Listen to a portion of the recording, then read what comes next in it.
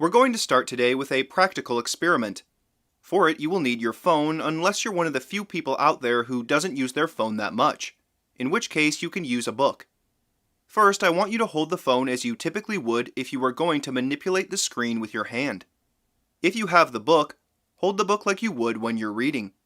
This is just to give you a quick look at your baseline way of using your hands. Place the phone to the side for a moment. We're going to look at a movement called ulnar deviation.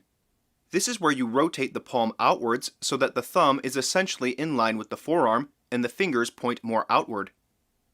Try this a couple times and make sure you keep your wrist extended and not flexed while you do it. Extending the wrist means pulling the hand back away from the palm side, as opposed to moving the palm towards the inside of the wrist. Now the experiment is for you to hold your phone again, but to not let go of the ulnar deviation.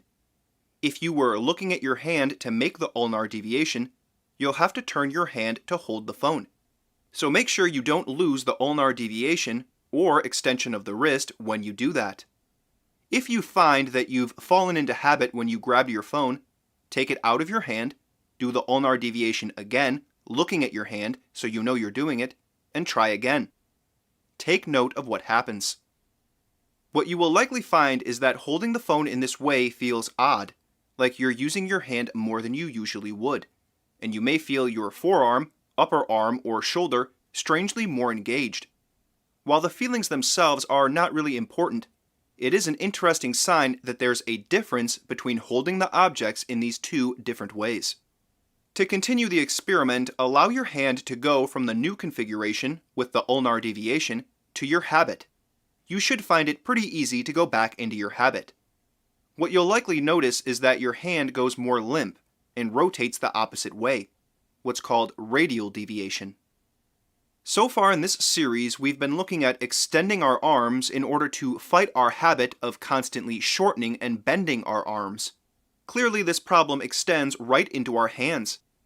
If you observe people, you can see that most people tend to curl up their hands. While if we look at pictures of F.M. Alexander, we see something different. François Delsarte called the thumb in particular the thermometer of life. By observing various groups of people, including the dying, he found that there was a connection between the thumb and the vitality of a person. When the thumb is kept in towards the fingers, that indicated to Delsarte death, while a severe widening of the thumb away from the fingers indicated the opposite. Whether Delsarte was totally correct or not, it's worth considering what it means to have your thumb habitually closer to your index finger. This could be described as a narrowing of the fingers, but of course the bones of the fingers go all the way to the wrist. So we could describe this as a narrowing of the hand. Do we want to habitually narrow our hands?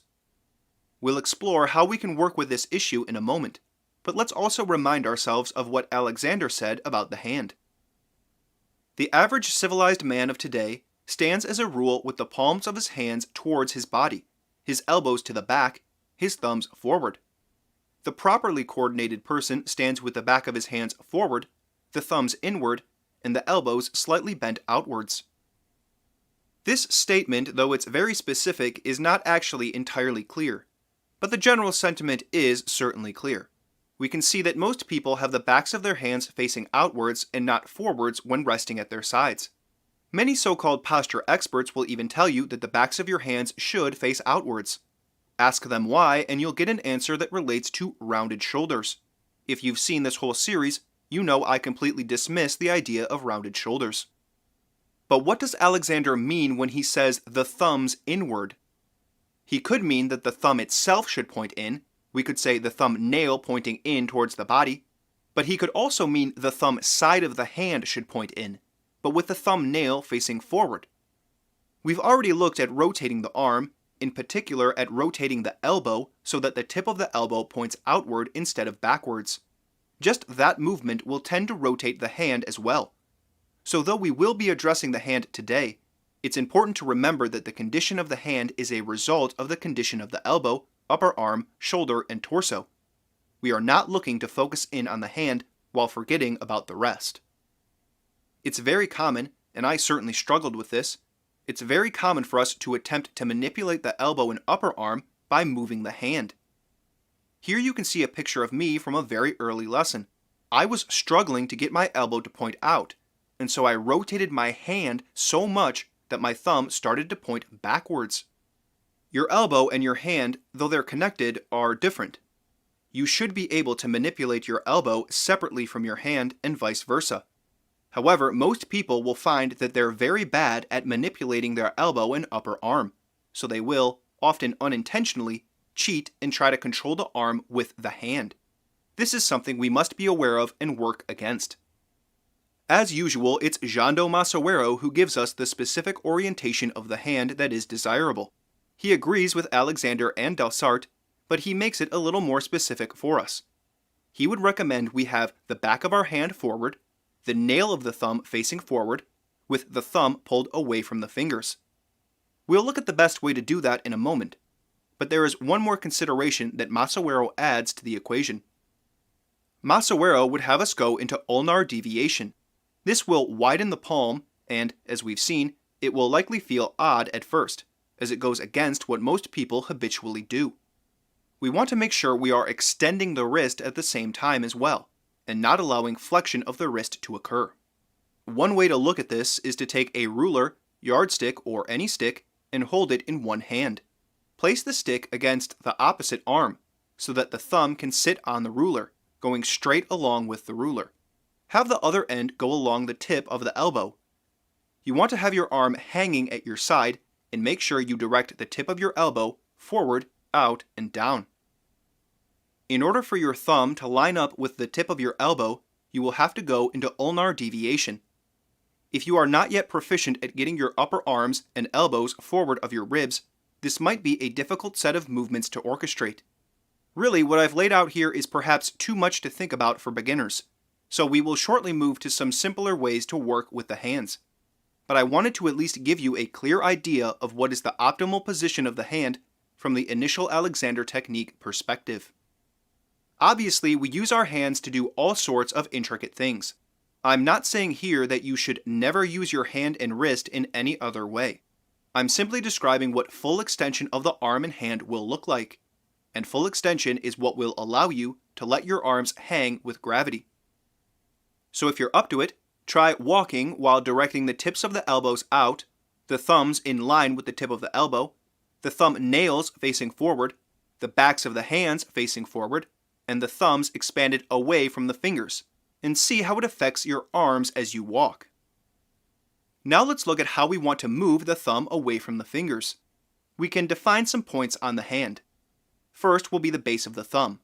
If you look at the inside of the thumb, there's a line, a little wrinkle of the skin, where the thumb meets the hand. The middle of that line will be called the base of the thumb. To find the base of the index finger and the base of the pinky, it's the same idea.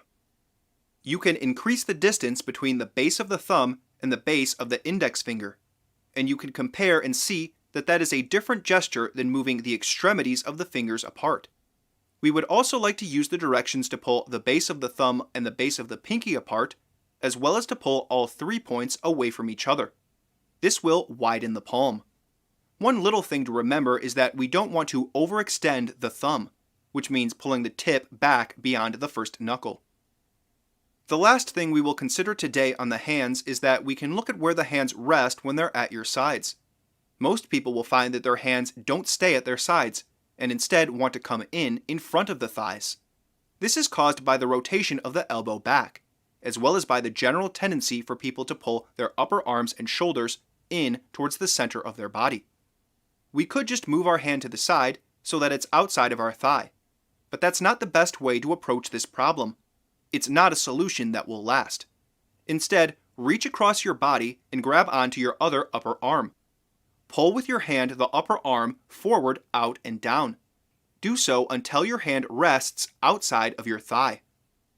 This is again a reminder that the state of our hands is the result of what's happening in the wrist, elbow, upper arm, shoulder, and torso. If we return to the experiment we started with today, the reason it likely felt like you were using your arm and hand much more when you held your phone with ulnar deviation is because you were extending your arm more than you usually would. You were forcing yourself to use the muscles that expand the hand, and this felt like a lot of work because you're used to narrowing your hands. If you direct your elbow and upper arm spot forward, out, and down while you hold the phone in the new way, you may notice that the muscles in your arms are much more engaged in the act. And if you think about it, shouldn't your muscles be engaged when you're holding an object out in front of you? Now let's consider moving the hands again. We've seen that most people keep their hand forward of their body, unlike the rest of their arm. We've looked at moving the base of the palm backwards while moving the tip of the elbow and upper arm forward. Here's a question for you. Is it possible to move your hand back behind even your back, but without moving your upper arm spot backwards in space? Can you keep your upper arm forward and move your hand back? Is that possible? Have some fun experimenting, then join me next episode, and we'll look at some practical ways to improve how we use our arms in our day-to-day life.